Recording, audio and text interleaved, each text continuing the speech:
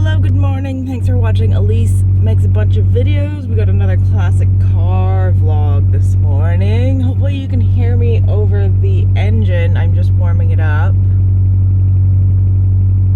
And it's been about 30 seconds, so probably another 2 minutes and then the engine heat will start to move and it'll be a bit quieter. Yeah, it always overdrives when I first start it.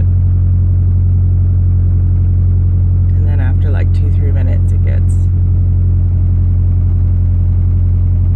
normal. Anyway, I just put in a bunch the end of that motor oil stabilizer stuff that I've maybe talked about previously in videos.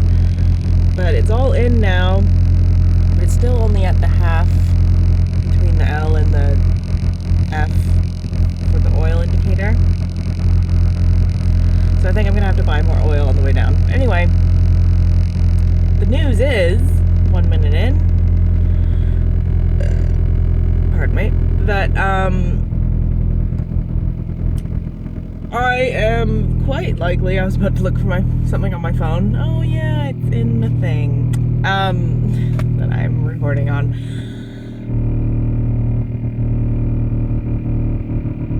I am possibly working tomorrow in the Bay of Plenty, just on the fringes in Kerikeri. I've been back and forth with this Terry, which I assume is a male,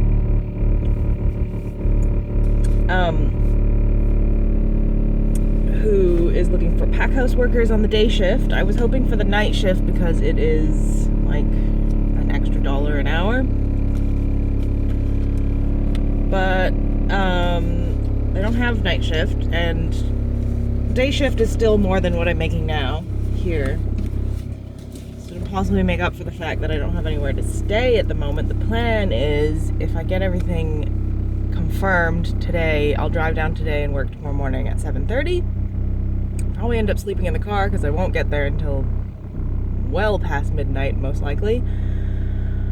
I still don't have the address of the place, however, and they had me fill out some form online. So maybe if I Googled something that was within that form, I could find out what actual pack house I'm applying to, because they were very, like, vague about the whole thing. So I'm just gonna get my wipers going and I start driving in a second. It's already, yep, it's starting to heat up. So just waiting on that. I'm supposed to be sending me a contract in a little bit.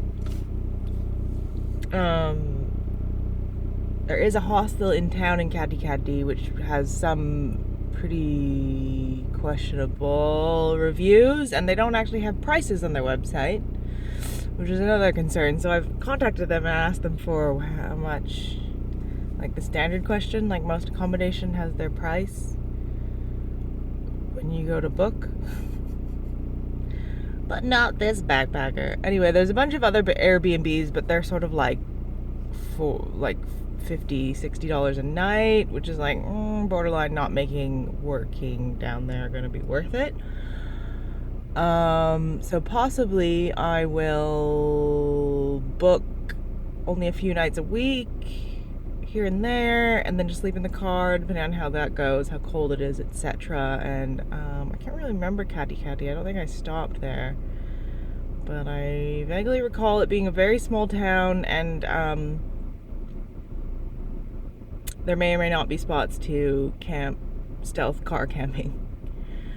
For a few weeks, I think the plan at the moment, if it all goes well, will be 3 weeks working there.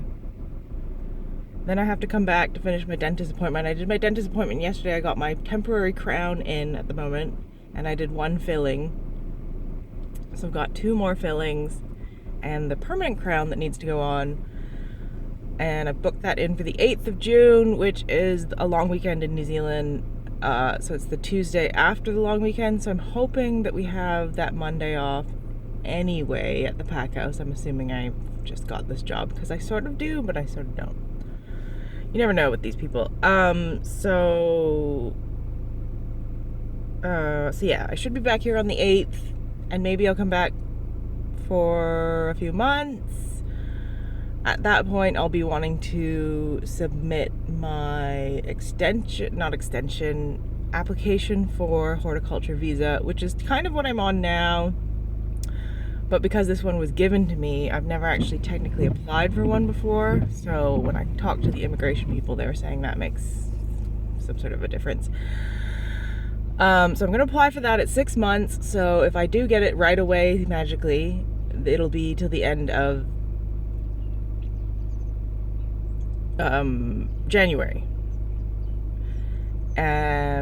But if it's in process, then I'll get an interim visa for however long it's being processed, and then I get the 6 months, because I'm pretty sure they'll give it to me.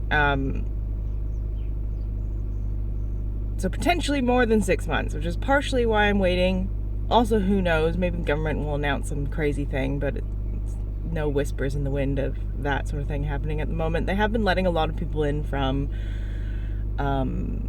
Samoa and Vanuatu. Like, companies have been basically paying for their isolation in the hotels, which is quite a bit. It's like $2,000 something for them to stay there 2 weeks, and I just love it, especially some of those island people who don't have even like a full 4 walls in their house, so they're just like, well, this is a great little vacation before I work. So yeah, I don't think the government's going to be giving out any more free visas, so I think I'll do that. Then I'll still have plenty of time between then and when I can get into Australia. If I go there in January of 2022, I'll still be plenty early for when my visa allows me to do that. And then I'd have to probably leave by January 2023 if that happens. And by then I'll have to go back to Canada anyways, because my passport is only good till 2024, I believe. Maybe it's 2025? I have to double check that. I think it's 2024. So I could do like a little trip on the way back, depending on how the world is looking at that point. And how much money I save, etc., etc. So if I leave here, I hopefully will still have this car. I can sell that and maybe make my money back that I put into it. Most likely not. I could try, but like, I got it for fairly cheap for what it is, but I did put a lot of money into it. Anyway, that's the news.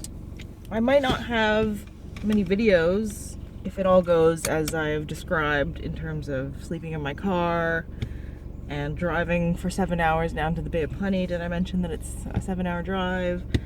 And I think I'm working a full day today. I don't know. If it's a half day, I won't be too upset, especially if I am working tomorrow morning in the Bay of Plenty. So I'm just waiting for that contract to come through. Luckily, I have some paid work with the blueberries. We're just weeding at the moment, and it seems like it's always the end or the last day or the last week, and then it just keeps going. But I think it's mainly because the other girl quit at the last minute. She was a bit annoyed with how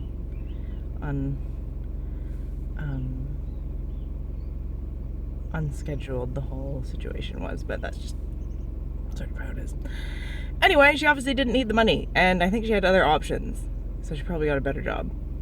And I was like, damn it, I should have gone to Sika a week earlier, and then I would have a job and wouldn't have to leave Kerikeri. Anyway, hindsight, there's still several weeks until kiwi fruit pruning here, and avocados start in July, I believe. So hopefully I can come back mid-June and get into something of that sort while I apply for the new visa. Anyway, I gotta go to work. But thanks for watching, and I will catch you next time. Who knows when that will be. But take care. Peace, guys!